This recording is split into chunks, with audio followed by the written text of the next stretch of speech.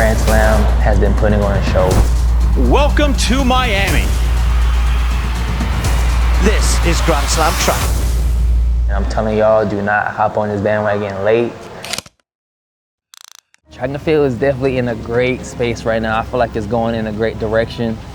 Just bringing prize money up for the athletes is huge. Track and field has never had an event like this where fans have access to us. Glamorized in the way that it needs to be, you know. People are starting at a very young age and aspiring to Sydney McLaughlin. Like, they're seeing people like Sha'Carri, like Noah, like Grant, like all these people.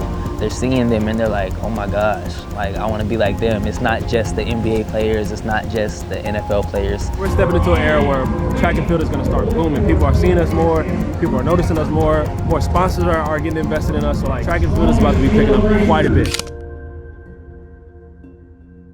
Grand Slam has been huge, giving athletes opportunity to be a little bit more versatile and to show their versatility and require more versatility in order for them to win that prize money. So I think that part of it is cool, because like for me, being someone who did other sports, I miss being like athletic, if that makes sense. Like just doing the same thing over and over again, I feel like you get so specialized that your body isn't used to doing other things anymore, and that part of it I kind of miss. But. We out here finna sprint. About to get one more start in.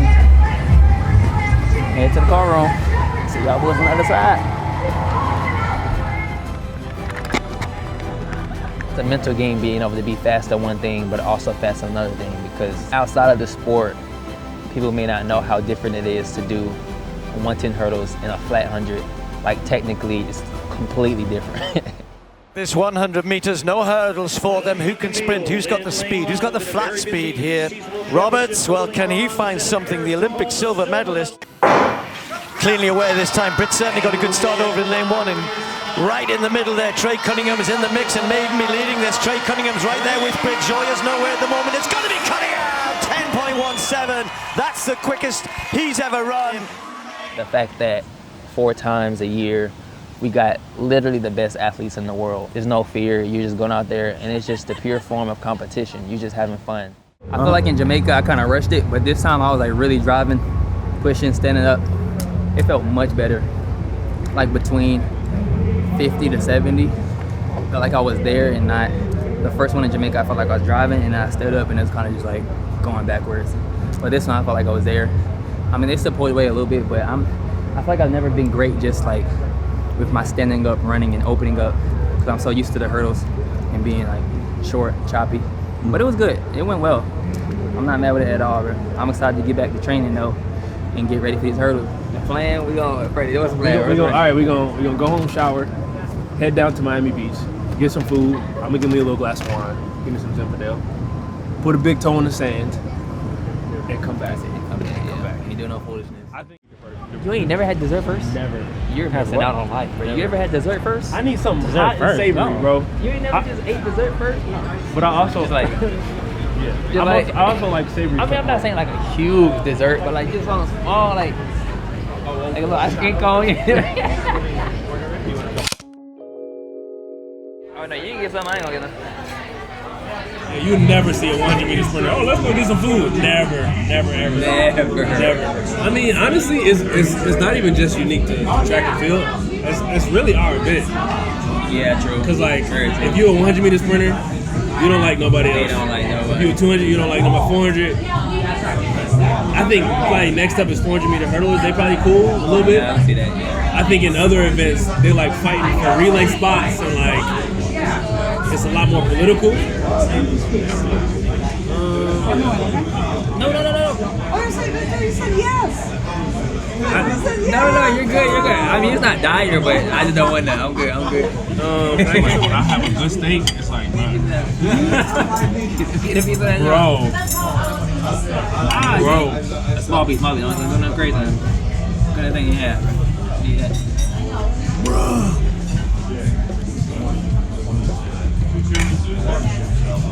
I think it's good. You run 10-0? I can. If I training for it. So I thought I was gonna run 10-1 today, but If I finish my career in 10-3, I'd be very happy. Very happy. When did you run today, bro? Why you? I've told you this Look at the multiple results. on the bus. You didn't tell me today what you ran. I did. You said you didn't tell What me. did I say? What did I say? I told you. What you ran? I ran 10:68. Oh. It's sad that I can't be proud of my PB, bro. I can't be proud of it. I've been watching track so long. I know that's not fast. I know it's not fast. I'm not proud of it. But that's the thing. You don't gotta be fast. You know, No. there's people that ran worse than I. Is it, nigga?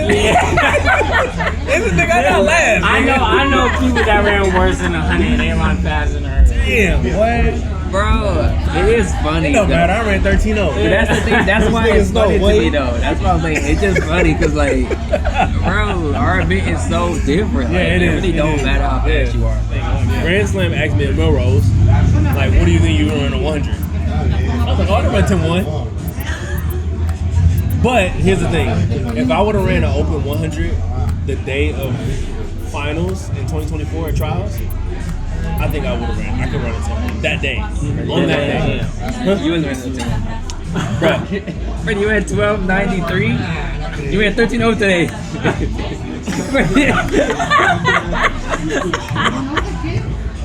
But you might have squeezed out. You might have squeezed. Having to like actually run a 100 in Jamaica, I was like, bro, this is scary, bro. Like, especially with so much on the line, like money and like the season. Like, I want to run well, but I also don't want to blow up. You saving it for trials. Yeah, exactly. And like, I don't want to risk getting hurt doing a 100 when it's like there's so much this season that I got to be ready for. The 100 is not a priority for me at all. So like, if I can just continue to slowly improve and get more comfortable and all that stuff, like, cool. I think the next one is gonna continue to progress. Yeah. Like, what did you run in Jamaica? 10.9. I ran 10.90, 10.90, 10:16. Yeah, about the same. Cause we ran. Well, I ran 10:7. Yeah. And then ran 10:40. 10:40 today. So Yeah. hey, progress, bro. I'm trying to hit 10:3 the next one, 10:30 something. Yeah. The next one. We ran 10.40 today, right? 10.40. Can't wait to put my big toe in his hand, though, Wood. You think so live? No, I'm just kidding. I still do want to go to the beach. Oh my gosh. Bro, we can go, bro. Let's just find a little quick little pick me up, man. Yeah. Then we can slide over there, bro. Right here. Hey, urine. That's ice cream? Oh, my bad. Ooh, za-doo-doo, doo-doo.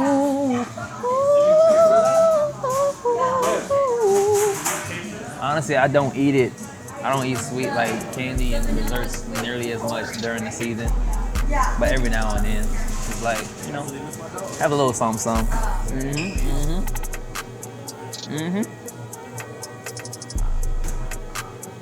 That thing right there. That cookies and cream doing it right there. Which one? That will do it. That cookies and cream. Honestly, I'm pretty simple with it, bro. It's either vanilla or cookies and cream for me. Was that over here? I can't remember where it was. See the sharks on the beach in the water? I don't know. You don't know? You didn't hear any like... No shark on the beach. Right there, this time, we can go. You just saying that. You just saying that, bro. What are you doing, man? You trying to get me? I brought you down here to go to the club. All I know is I'm gonna put a big toe in the sand, boy. Yo, if you get in the sand with your shoes on, I'm gonna be mad, bro. I'm staying right here. Go ahead, do what you gotta do. For real? You're not gonna fly? Nah, for real. I gotta use the bathroom for real. That's what I gotta do. So wait. I don't know. Go ahead. There you go. Get on up in there. You gotta have a light ahead so I don't look like I'm in a scary movie.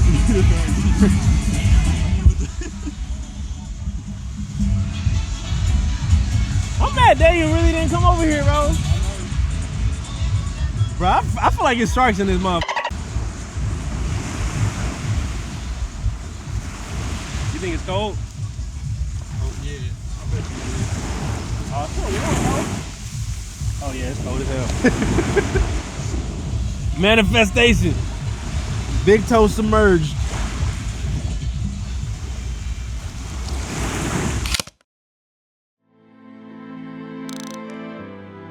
Turning pro, it changed from just being fun and the love of the game really to being like more business focused. In my first couple years out of college, things got pretty tough. I got so much focused on, oh, I gotta make this amount of money, I gotta win these races, go to these races so I can make more money. When I had those hardships and I saw how that affected my income, it affected the people around me, my team, my family, I started focusing more on like, okay, I gotta get the money right, I gotta do this right, instead of just still like, okay, we had a hardship, we had a setback, like I've had plenty of times in my life.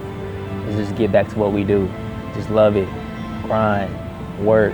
I chose track and field because I love track and field. I chose track and field because I love running over those 10 barriers and overcoming fear and competing and just being so close on the edge of falling, but also on the edge of doing something so great that no one in the world has ever seen something like that, you know? So it's just those type of things is what attracted me to the 110 hurdles, attracted me to track and field. And for a long time, I lost focus of that. I'm definitely at a point now where I'm refocusing on just the love of the game, the love of the sport, the love of those 10 hurdles, man, just perfecting it, doing my best to be my best, and let the world see that, man, so. This is going to be tough to call. So many great athletes here and nobody necessarily really dominant, so who's going to come out on top? You've got to perform well here. Roberts knows that, particularly for him. They get away pretty well. Cunningham's out sharply, so Joya, also is Obasayu next to him, but look at Trey Cunningham leading this one in the minute. Freddie Pitton not too far away. Joya's coming though, Pitt's got some work to do. It's going to be very tight on the line. Can Cunningham hang on? He does! Cunningham gets it, 13:01. He's absolutely made up with that. Flinched like a mug at the start, and then it messed up the whole thing. After the first couple hurdles, like I felt good, and then I smacked, I think it was like hurdle 8 with my lead leg, and that kind of just took me out for real. But I'm happy you stayed up. Yeah, I mean the thing is I ran that same time, literally my first 2 meets with clean races. So I feel good. That's good. Progress. We're happy. Progress, hey, we on the way. I feel like I flinched and I fucked him up. Did you flinch too? I definitely flinched. I was gonna say I flinched like Yeah, but I was just like, we already here. Let's whatever. We just. I mean, the flinch itself is what messed me up, but the stumble really got me. My first couple of steps, I was like, oh my gosh, I almost stopped. That over hurdle one, Yeah. He kept rolling. Dang, it was a bad position. But the thing is, I ran the same time I ran in China with all that. With all of that, yeah. So I'm like, you was looking like you was moving in warm up too. I was. I felt so much better today. Like I felt really good. Me too. I mean, I'm not mad, bro. Yeah. It's up. Bro, it'll come, bro. You know how it goes. No, I'm not stressed. It's just annoying, bro. And it's one of those things too. We do better on rounds too. So like these one-off meets, it's like kind of promising. It's like, yo, it's early. Yeah. You're not lying, bro. You're not lying. Yeah. We'll be right. All right, bro. I'll catch you. Like, it was a good meet, but obviously when you come out and compete, you want to perform better, like you want to win. But I mean, like I stated in earlier videos or earlier in this video, like my goal is to run that perfect 10 hurdles that I can, is to put together the perfect race. And that's what this process is for me right now. So I'm not mad with how things went. During the 110 hurdle race, I definitely saw the progress that was made. Even with the things that went wrong, I still felt things go better than they did in past races. So I'm 100% cool with that.